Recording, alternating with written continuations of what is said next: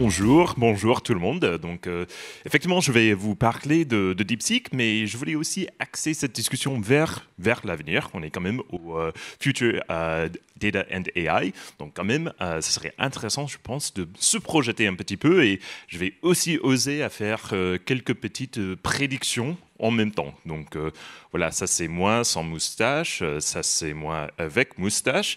Je suis directeur Head of AI Strategy chez Dataiku. On va parler brièvement de Dataiku un peu vers la fin, si vous ne connaissez pas. Mais parlons d'abord de cette histoire récente de DeepSeek. Et je vais vous parler de cette histoire à travers 5 articles.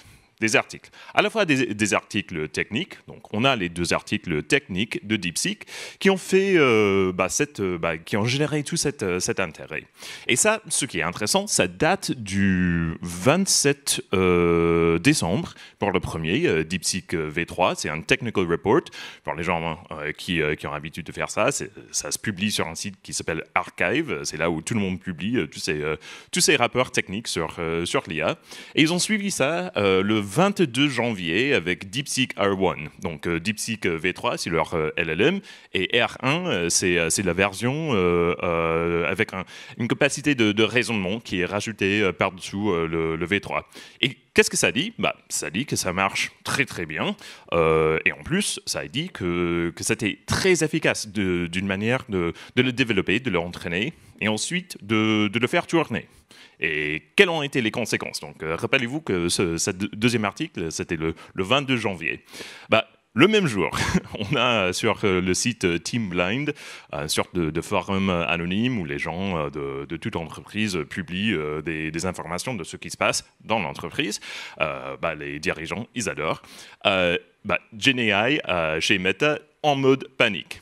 Ensuite, qu'est-ce qui se passe ? Bien sûr, les marchés, ils ouvrent le lundi suivant et on a tous vu la chute, au moins temporaire, des actions de NVIDIA parce que apparemment, tout d'un coup, c'est beaucoup plus efficace à faire tourner des LLM. Donc peut-être qu'on a besoin de moins de GPU pour le faire. Mais très très vite aussi, donc ça c'était le 22 et puis le 28 janvier, dès le lendemain, on avait déjà une autre vision.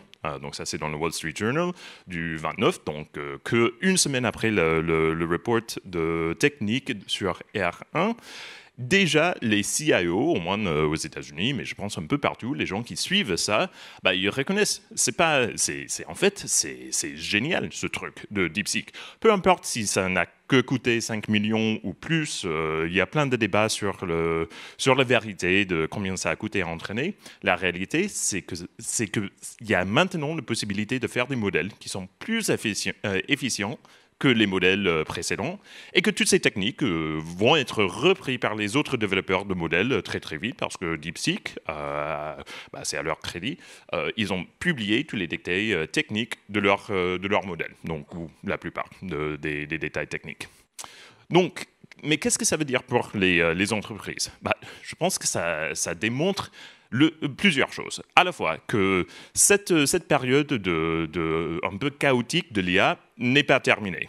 Mais ensuite, il y a des vraies avancées à faire.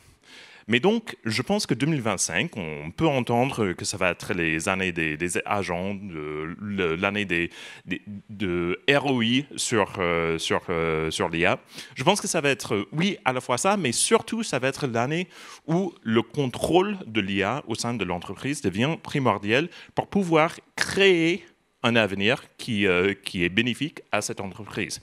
Parce que si on remonte en 2023, c'était génial. On a découvert que les modèles puissent parler, mais on a eu beaucoup d'idées sur les cas d'usage, mais pas beaucoup de réels. Ensuite, 2024, les modèles ils sont devenus encore plus intelligents et on commençait à avoir des cas d'usage, au moins chez nos clients, qui devenaient vraiment réels. Et aujourd'hui, en 2025, on ne peut pas dire que les modèles ne sont pas suffisants. Et les cas d'usage, on vient d'entendre plusieurs cas d'usage qui sont vraiment réels. Mais qu'est-ce que ça va nous entraîner sur la période 2025 à 2030? Déjà, le CEO va dire qu'on a besoin d'un roadmap de transformation sur ces 5 ans.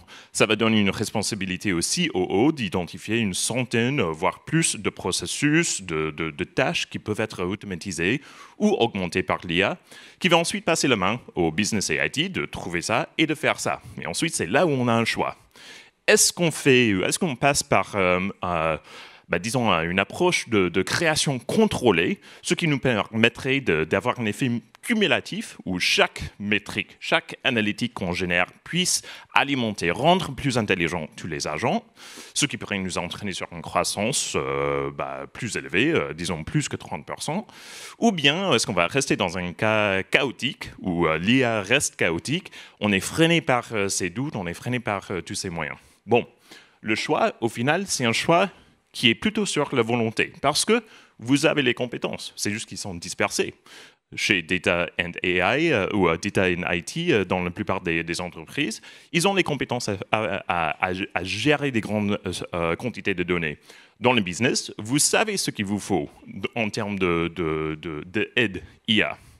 Ensuite, c'est plutôt une question organisationnelle parce qu'on sait quel est le modèle organisationnel qui fonctionne, c'est le hub and spoke, parce que ça nous permet de relier ces compétences d'une manière intelligente où les responsabilités sont bien réparties.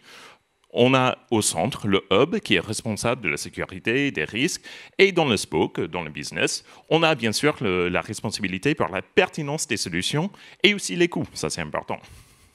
Et ensuite, d'un point de vue technologique, on sait maintenant qu'il y a toutes les plateformes, toutes les technologies qui sont nécessaires. Il y a à la fois un besoin d'une infrastructure de calcul, mais aussi des capacités d'opération et de développement de ces solutions IA. Donc si on entre plus en détail, aujourd'hui, pour créer des solutions IA, data, au sein de l'entreprise, on passe par un cheminement assez classique où on a tous ces processus, ça devient un peu complexe, donc je ne vais pas tout lire, mais je pense que vous allez vous reconnaître là-dedans. On a toutes ces différentes étapes par lesquelles on passe pour créer quoi? Pour créer des analytiques, des modèles de machine learning classique, tout le prédictif, tout le classement qu'on fait dans les cas d'usage qu'on vient de voir. Et la nouveauté, c'est maintenant les agents. On va commencer à en créer des agents au sein des entreprises. Et tout ça, ça va rentrer dans les systèmes pour gérer ça à grande échelle, pour terminer dans les applications finales. Donc voilà, donc ça c'est un peu le cheminement par lequel on passe aujourd'hui. Donc, quand je dis qu'au niveau technologique, c'est plutôt bien cadré, et ce qui manque, c'est la volonté, c'est parce que sur cette partie bleue et sur cette partie verte, on a maintenant des solutions qui sont bien adaptées pour couvrir et simplifier tout ça. À gauche, en bleu, on a bien sûr l'infrastructure IA donnée, bien établie avec les data lakes, avec les clouds, etc. Et à droite, on a Dataiku, qui regroupe tout ce qui est le développement de toutes les analytiques, tous les modèles, et maintenant tous les agents, pour permettre à la fois le centre, le hub, de s'assurer du contrôle nécessaire, et ensuite les spokes pour créer cette possibilité. Et tout ça, encore une fois, pour alimenter tout ce qu'on voit à gauche en termes des rapports, des business applications, des applications alimentées par le ML, etc. Et donc, on voit que ça marche. Juste pour partager très vite avec vous un exemple d'un client Dataiku. On a un fabricant de pneus qui est présent partout dans le monde. Dans le hub, ils ont un centre d'excellence IT et data qui crée des standards, qui développe aussi des applications un peu plus spécifiques qui sont ensuite déployés en production à grande échelle. Mais ensuite, dans les spokes, on voit des gens qui ne sont pas des experts data, qui ne sont pas des experts IT, qui sont en train de créer plein de choses. Côté R&D, ils travaillent sur la réduction du bruit des pneus. Dans le corporate, ils font des analyses géospatiales, des prédictions sur les potentiels du marché. Et ce que moi, je trouve le plus intéressant, c'est dans les usines. Dans 85 usines dans le monde, dans tous ces pays, on voit des ingénieurs, et donc pas des ingénieurs data, mais des ingénieurs de processus, des ingénieurs industriels qui sont eux-mêmes en train de créer leurs propres solutions basées sur la data qui est gérée dans les plateformes et bien sûr le plateforme de Dataiku qui rend disponible cette fonctionnalité à ces gens. Donc c'est en trouvant cet équilibre entre le contrôle et la création que les entreprises sont capables de sortir du chaos actuel pour créer une future basée sur l'IA qui leur convient. Je vous remercie.